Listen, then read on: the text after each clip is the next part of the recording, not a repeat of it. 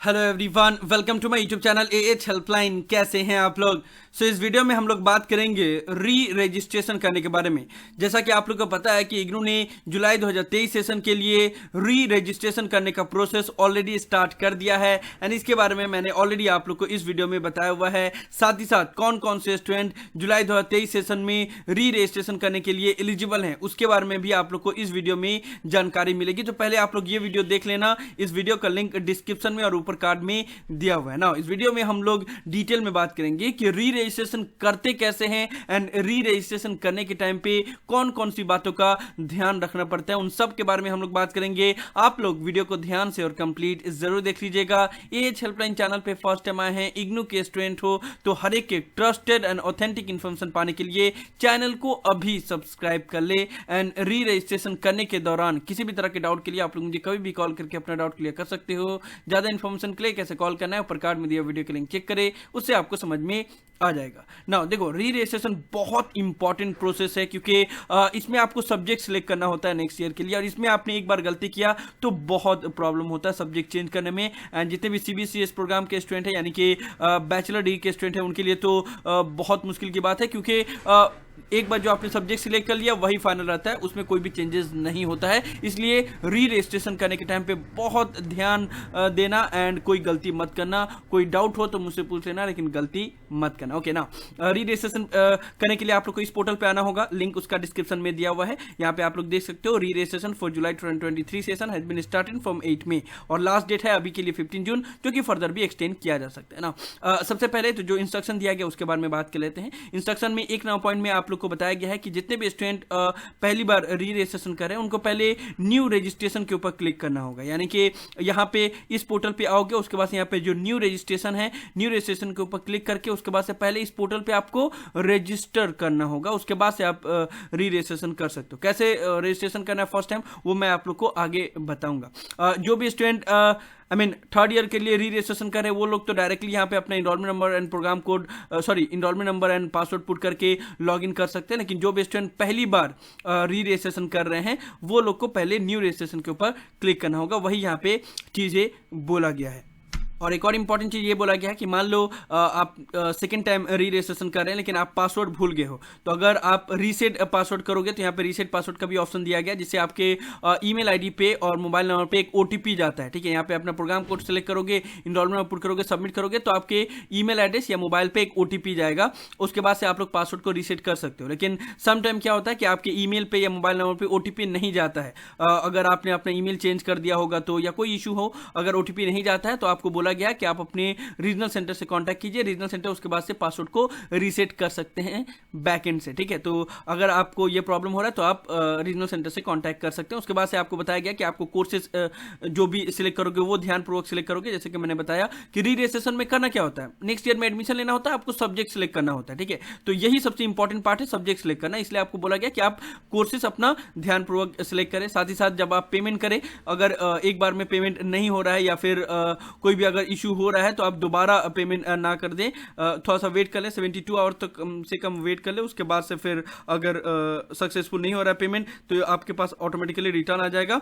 And अगर successful हो गया तो फिर आपको कुछ करने की ज़रूरत नहीं है। एंड उसके बाद से आपको बोला गया है कि आप लास्ट डेट का वेट ना करें, जल्द से जल्द री रजिस्ट्रेशन कर लें। ठीक है, ओके नाउ ये इंस्ट्रक्शन तो सिंपल सा है, आप लोग को खुद से भी समझ में आ जाएगा, इतने तो समझदार हो आप लोग। नाउ ये सारा चीज़ करने के बाद से यहाँ पे I have read and understood इसके ऊपर क्लिक करोगे, प्रोसीड फॉर री रजिस्ट्रेशन इसके ऊपर क्लिक करोगे, इस पोर्टल पे आ जाओगे ना। अगर आप पहली बार रजिस्ट्रेशन कर रहे हो यानी कि पहली बार आप री रजिस्ट्रेशन कर रहे हो तो सबसे पहले तो यहाँ पे न्यू रजिस्ट्रेशन के ऊपर क्लिक करना होगा। यहाँ पे आपका जो भी प्रोग्राम कोड है वो प्रोग्राम कोड सिलेक्ट करना होगा। मान लो अगर किसी का इकोनॉमिक ऑनर्स है, ठीक है, तो यहाँ पे BAECH इस तरीके से सिलेक्ट किया। उसके बाद से आप अपना नाम जो आपके आई कार्ड में प्रिंट आउट है वो टाइप करोगे। उसके बाद से अपना इनरोलमेंट नंबर टाइप करोगे। उसके बाद से कैप्चा पुट करोगे, सबमिट करोगे तो फिर आपके मोबाइल नंबर पे या फिर ईमेल एड्रेस पे एक ओटीपी जाएगा। ओटीपी पुट करोगे, जैसे सबमिट करोगे तो आपको पासवर्ड क्रिएट करने का ऑप्शन दिया जाएगा, पासवर्ड क्रिएट करना। एंड उसके बाद से फिर आपका रजिस्ट्रेशन हो जाएगा इस पोर्टल पे। एंड उसके बाद से आप वही पासवर्ड से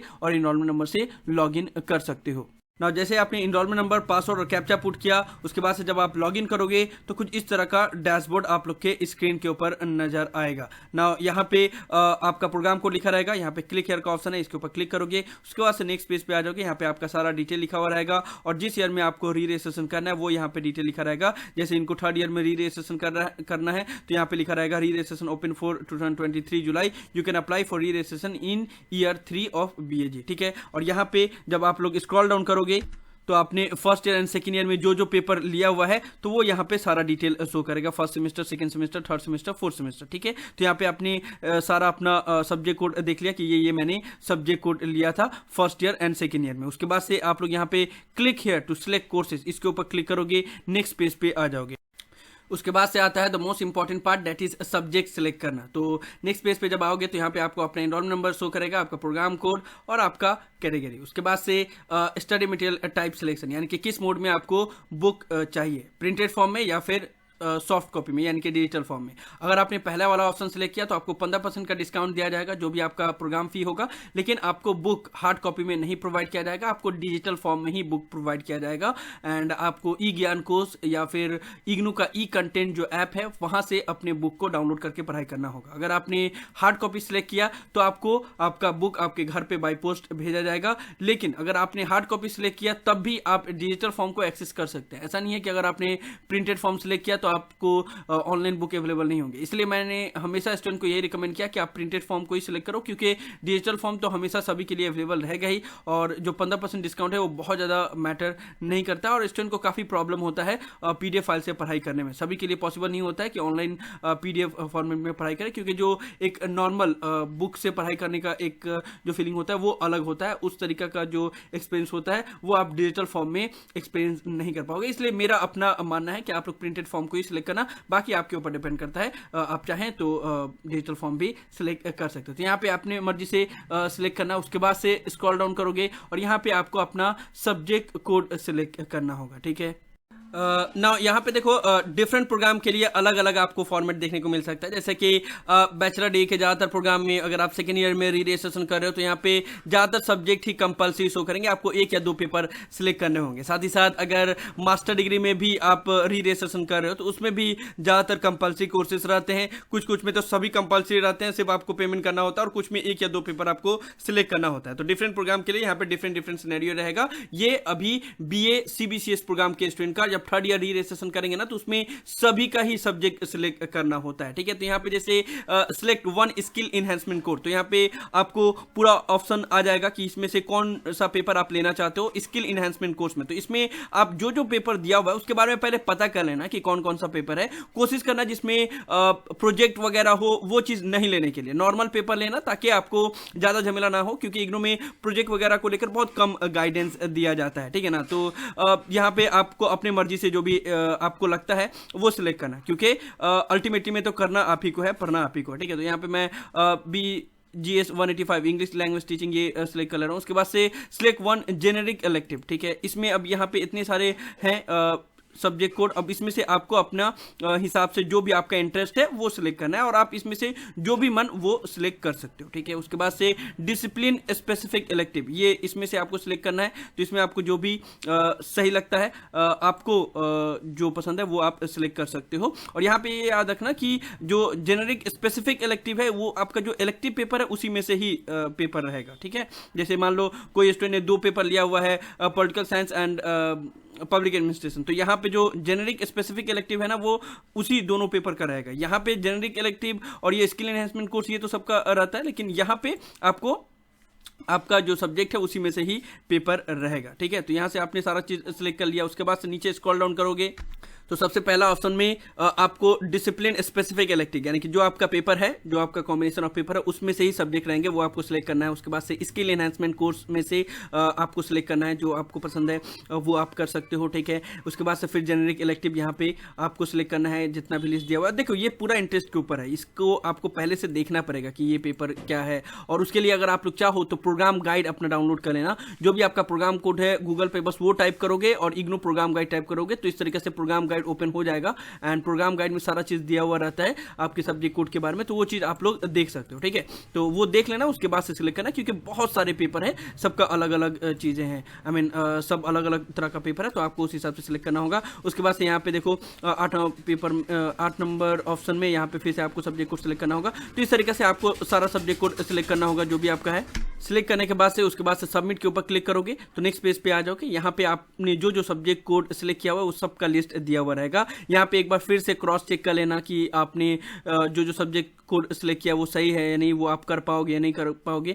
तो अगर आपको यहाँ से चेंज करना है तो फिर अपडेट कोर्स सिलेक्शन के ऊपर क्लिक करोगे तो फिर आपको सब्जेक्ट कोड फिर से चेंज करने का मौका मिलेगा। जब तक आप पेमेंट नहीं करते हो तब तक आप सब्जेक्ट चेंज कर सकते हो। एक बार आपने पेमेंट कर दिया उसके बाद से कोई भी चेंजेस नहीं होगा। तो अगर आप ये जो जो पेपर आपने सिलेक्ट किया है उसके लिए कंफर्म हो तो फिर उसके बाद से नेक्स्ट पेज पे जाओगे। अगर आपको चेंज करना है तो अपडेट कोर्स सिलेक्शन के ऊपर क्लिक करके फिर से सब्जेक्ट कोड को सिलेक्ट करोगे। ओके, अगर सब कुछ ओके है तो यहाँ पे नीचे में देखो पेमेंट आपको शो करेगा। उसके बाद यहाँ पे पेमेंट गेटवे 1 और पेमेंट गेटवे 2 जो भी गेटवे सिलेक्ट करना है वो सिलेक्ट करोगे। नेक्स्ट पेज पे आ जाओगे। उसके बाद से पेमेंट पेज पे यहाँ पे आपको डिफरेंट तरह का ऑप्शन दिया रहता है। HDFC bank credit card, HDFC bank debit card, other bank credit card, other bank debit card. अगर आपके पास HDFC बैंक का क्रेडिट कार्ड डेबिट कार्ड है तो इससे पेमेंट करोगे। अदर कोई भी बैंक का डेबिट कार्ड या क्रेडिट कार्ड है उससे पेमेंट कर सकते हो। उसके बाद से यहाँ पे नेट बैंकिंग का भी ऑप्शन दिया हुआ है। तो जिस भी मोड से आपको पेमेंट करना है वो सिलेक्ट करके पेमेंट कर देना। जैसे एक मरतबा पेमेंट कर दोगे तो फिर आपका